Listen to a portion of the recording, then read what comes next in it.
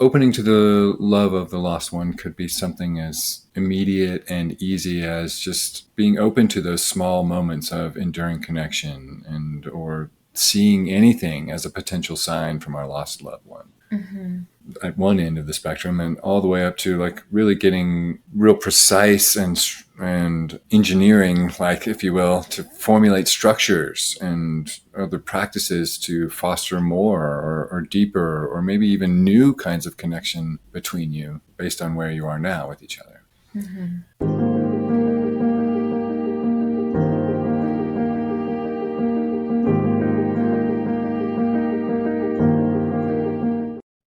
Welcome back to another moment to talk about grief. Yeah, glad we're getting this chance to be together and talk about it. So today our topic is opening to the love of the person who you have lost. Pretty tender subject. Yeah, has a lot of controversy I want to address first. Yeah, let's get right into it. Okay. So the first thing I want to really name here is that this isn't a topic I would necessarily recommend for someone who's in the first 4 weeks or so of losing their loved one. It maybe that person will find value out of this, but it's more broadly applicable to people who are further along in their grieving journeys. And the reason for that is that often this topic is used as a form of emotional and spiritual bypassing the hard work of grieving, especially that happens in the first 4 weeks of the shock and the denial and all of those really, really intense dysregulating sensations. And by no means do we condone to bypass that with this, but that this is a further development of the grieving relationship. Yeah, I think that's such an important place to start because, as you say, we really don't recommend that folks in those early weeks when the survival reactivity can be quite a bit higher immediately following the loss to try to move in this direction, especially if it means you're going to be ignoring the more uncomfortable parts of just processing the loss. Mm-hmm. I think there can be at least a real strong allure toward using this as a kind of bypassing to just like lean into the love or like focus on the love instead of the real loss that we're also experiencing. Mm-hmm. And that is definitely not what we mean here. And people grieving will also probably be already getting this message from people around them to bypass using this. So they will probably just be hearing this. And that's not at all what we're condoning. We're saying, no, you have to sit with the hard stuff. And once you're quite a ways through the hard stuff, then this becomes available from a true sense of deep connection. And when it's done in that order, it's so beautiful and authentic. Mm-hmm. It's not a denial in any way of what's happened. Well, and just to tuck it in here, since we're still on this part of the conversation, I think it's also really so important to make sure that we're giving room to the way our brain is trying to grapple with the loss. And if we're too quickly like, oh no, we're still connected, they're still there, I'm still reaching out to them, and we're still in this regular rapport, we're undermining the brain's process of coming to terms with the fact that that person is no longer in space and time with us. It's almost feeding the denial. Yeah.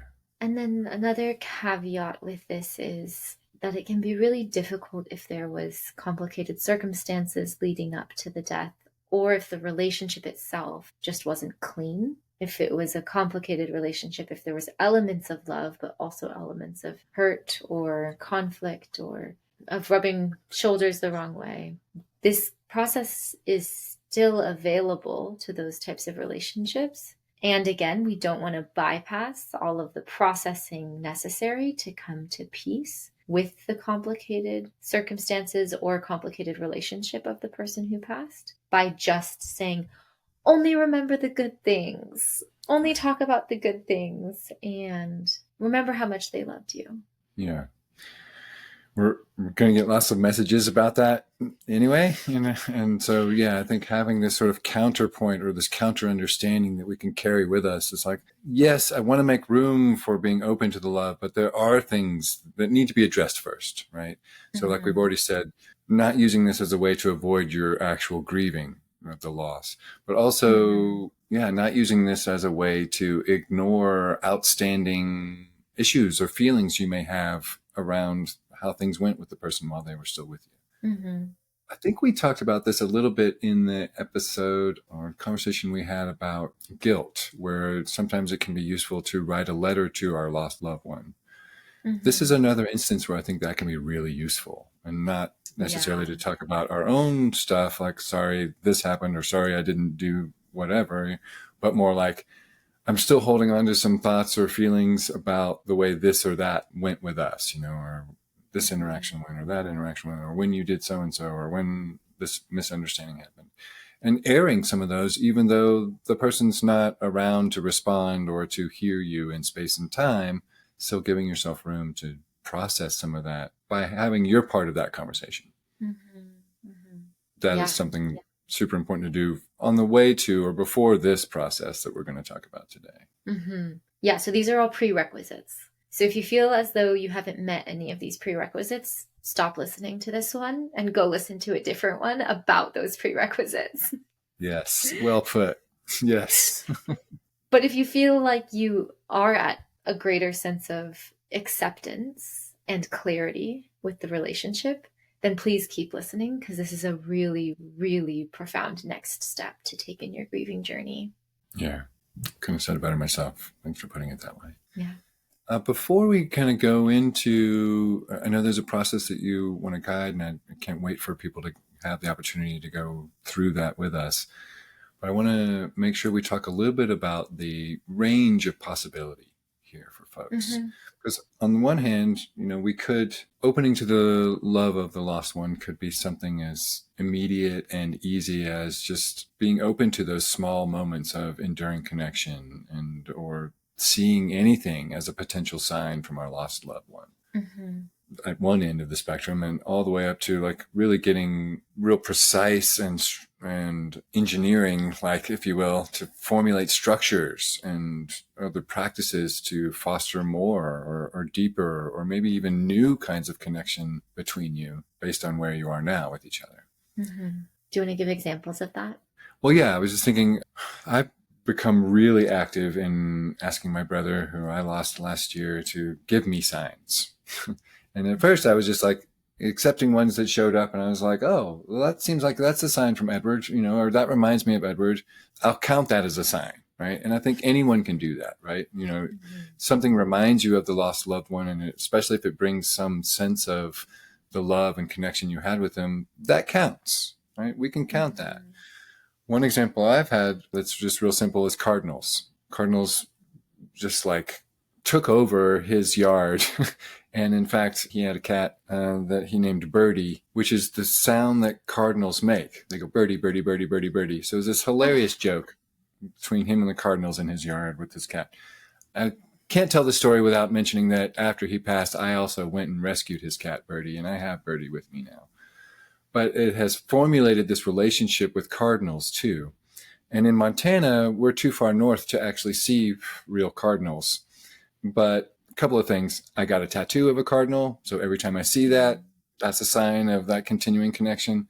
But also I've found Edward has some funny ways of bringing cardinals into my experience, even though those birds don't live here. Like the other day, I was looking for a sign, and I mean that literally, like looking out for a sign from Edward. And I came across this yard sign that from the back, I could tell it was a bird, and I could tell it was red. And so when I went around and saw the front of it, it was a thermometer, but with this bird shape as the background for it, which turned out to be a cardinal. So it can be like something as simple as that, right? Yeah. By the way, telling the cardinal story, I also just want to mention real quickly, I happened to look up, and cardinals themselves are thought of or related to by many folks as being signs from our lost loved ones or messages from our lost loved ones. I didn't know that in advance. But that kind of meaning making can show up for us too when we're open to these kinds of messages. And then at the other end of the spectrum, and I'm just going to lay this out as an opportunity for people to think about, maybe follow up on eventually, not as something to try right out of the gate. But because I do shamanic work, I've also been able to connect with Edward using shamanic skills. and actually journeying to what we call the upper world, where we often meet with some of our guidance. And there's different characters that are in my guidance. Now, Edward is one of those. And I can actually journey to have a conversation with what I call Spirit Ed, which is different from the earthly version of him, but still a place where I can go and connect with him. And sometimes I'll go and just hug him in the upper world when I need that. But I'll also go and get guidance or support or ideas from him when that's appropriate. So that's another, at the other end of the spectrum of what's possible for folks too. That's so beautiful. I want to name that this process is incredibly individualized to someone's own spiritual beliefs. And so in no way are we trying to put our spiritual beliefs on you or onto the listener, but rather to say that if you are like a certain atheist, they're doing nothing other than decomposing in the earth, this process is still available to you in your own way. In your own way of, this flower reminds me of this person, so I'm going to go buy that flower once a week. Yeah. That's, you still get to be connected in that way. Yes. To the other end of the spectrum of going on a shamanic journey and connecting and having conversations and hugs with the person. Like, this is all valid under this category, and the listener gets to choose what works for them and their worldview and their spiritual connection. And that being said, a lot of people who are atheists start having spiritual beliefs after they lose someone really, really close to them. So maybe that's happening to someone listening right now. And I just want to name that that's the trend I've seen in a lot of people. And I try not to define that or make a bunch of meaning out of it, but to just let it be what it is.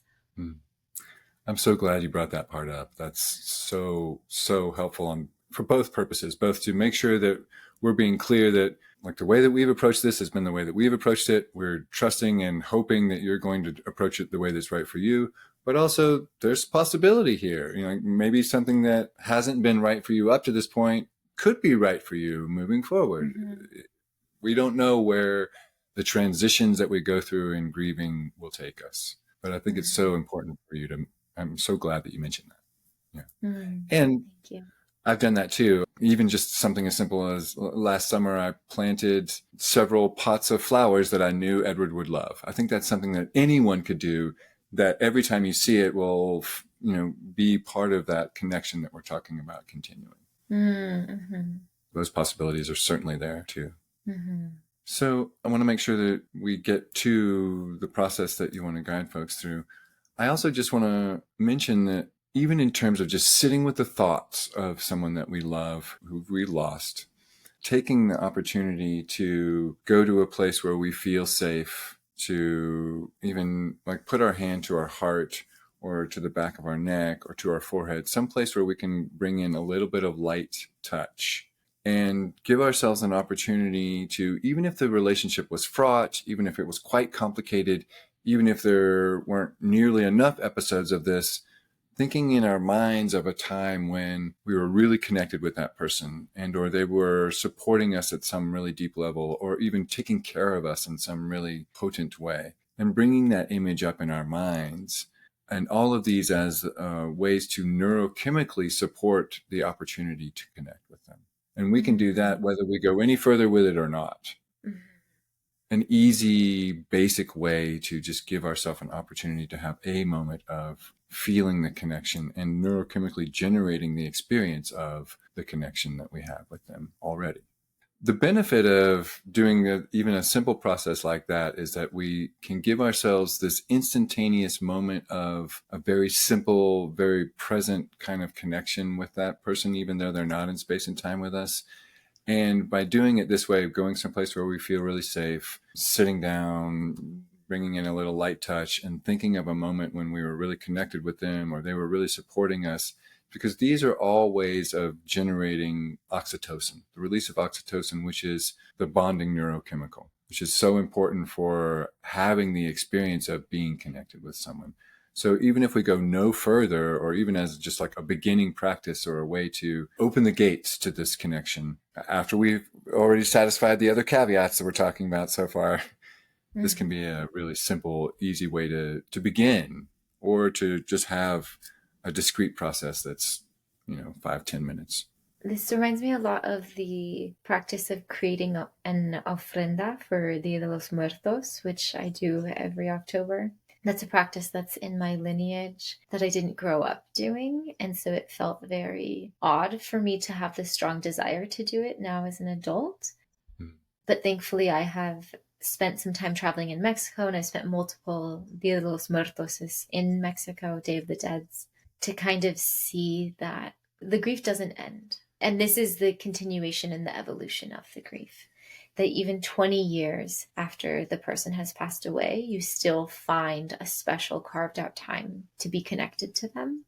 And that is something that so much of, I would say, American culture is missing. There's so much of this move on, move forwards. They would want you to live your life. They would want you to pursue your dreams. But forget about them. For them is kind of the message we're given, as opposed to this is kind of a practice of connecting to them to honor who they were in your life for that chapter and how they helped to weave the fabric of who you are today. Oh, so beautifully put. Thank you for saying that. Yeah.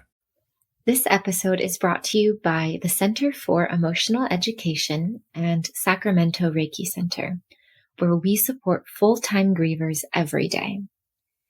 Many of our clients have tried everything and it still hasn't been enough. After our work together, they gain the tools and skills that they need to navigate their grief on their own. You can get more information at sacramentoreikicenter.com and centerforoemotionaleducation.com. So maybe with that, we'll jump into the exercise. Let's do it.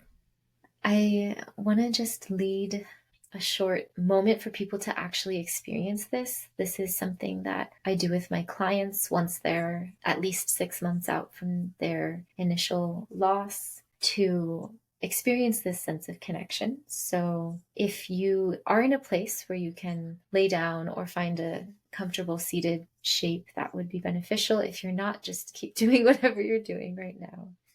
But start to slow the breath down a little bit.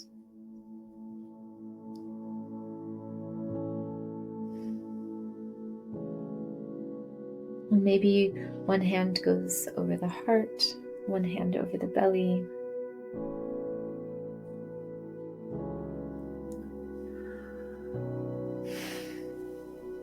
Noticing the physical sensations in your body by taking a scan of the body from head to toe.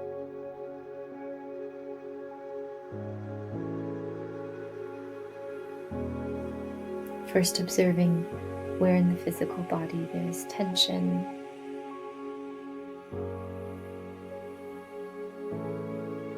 Without noticing, judging, or trying to change the tension.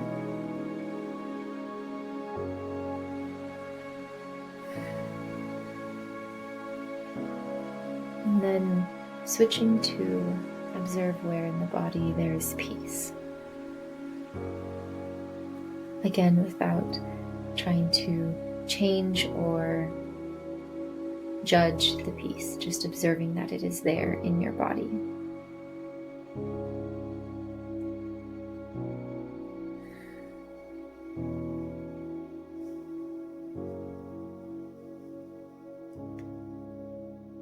And then start to recall that beautiful sensation of being loved by this person.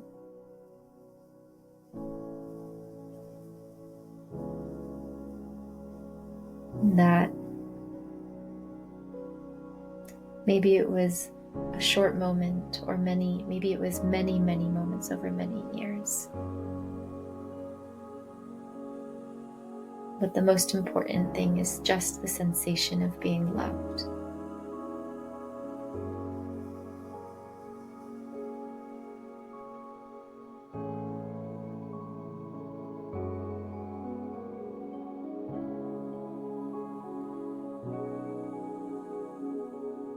I hold the belief, and I invite you to consider this belief, that love is infinite, and love that was given to us at one moment is still available to us for the rest of our existence.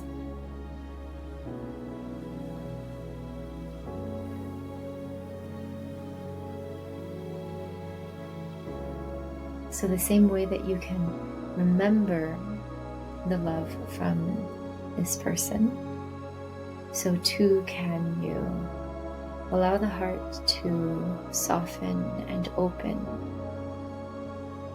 to receiving that same love in this moment, right now.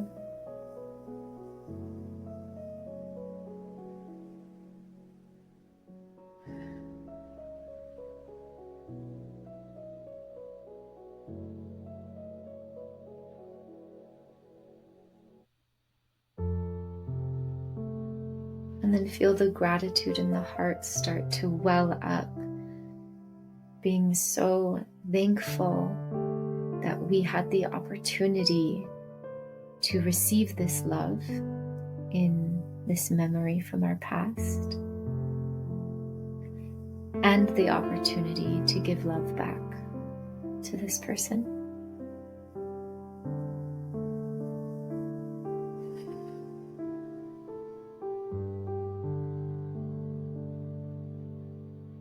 And then let the gratitude spill over into this moment now. That in this moment right now, we are so grateful to have this opportunity to again feel this love.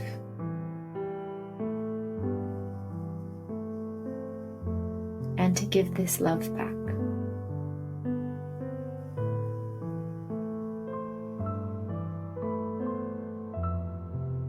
And this love starts to be a two-way energy exchange between you and the person you are mourning,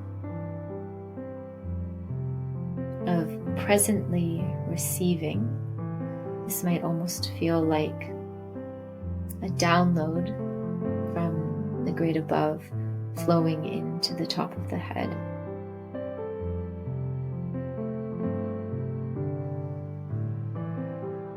As well as a giving, and this might feel like an offering from your heart being sent up to the energy above in the sky.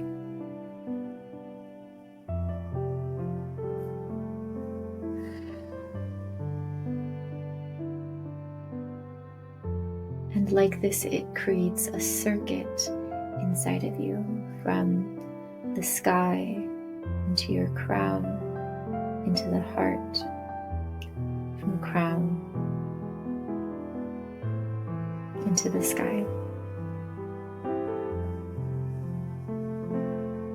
With a slow breath.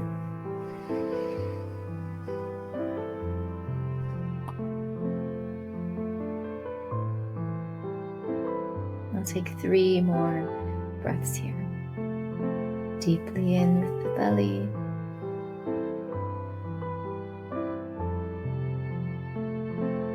Let it go.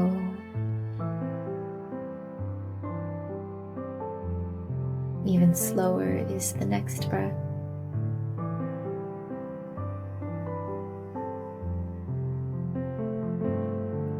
And out. Final one, the slowest one yet. And the slowest exhalation of all time.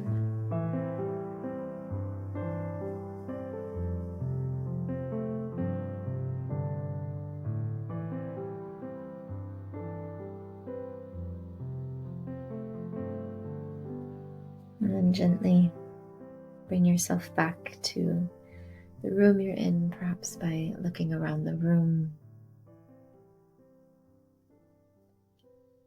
awakening the joints, wiggling fingers and toes.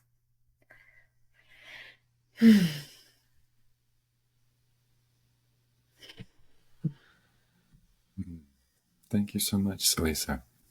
Really appreciate you leading us through that. Both just so folks have an opportunity to experience how straightforward and simple and profound it can be, also to give them a sense of a place to start if they don't have any other ideas. So beautiful. Thank you so much. Thanks for doing it live with me. It's actually really, really wonderful to experience too. I have my own methodologies and ways of connecting, but haven't done that yet. It was really lovely to get to do that. I think two things I want to just make sure that we leave folks with, and maybe there's something else that you want to leave folks with too, but one is, I think the key to this whole process is to be open to the possibility, right? To remember or to hold on to the idea, if you can, if it's right for you, that you can continue to have connection with your loved one, even though they've transitioned to this non-physical, or at least out of our experience of them, right? Out of our physical experience of them. So remaining open to that, I think, if that's right for you, is key to this process of continuing that connection. But then two, I think leaning in any of the ways that are right for you. So whether it's just keeping your eye out for signs as they show up, or being grateful for those moments when we do like get a little sense of them, or we're reminded of them, or planting flowers that remind us of them, or playing songs that remind us of them, or doing, activities intentionally with the purpose of leaning into the enduring connection that we have for them, something they might like, or something they would enjoy if they were with us. Or I've even taken Edward intentionally to places I would love to have taken him if he were still here, but we didn't get to go to. So, things like that, that are just ways that we can signal that we're still leaning into the connection from our side. If we can't do anything but those two parts, that we will receive some level of reciprocity back from our loved one. I think that's a beautiful note to end on. Thank you again, Selysa. I really appreciate you leading us through that process. My honor. Hey, thanks for listening to Full-Time Grievers. Please like this video, subscribe, and hit that notification bell so you find out when we release the next episode. If you have thoughts or questions about what we shared, please leave them in the comments below. And if this episode made you think of someone, we invite you to send it to them. They could probably use it. Also, don't forget to get your free Receiving Support While Grieving guide in the show notes below.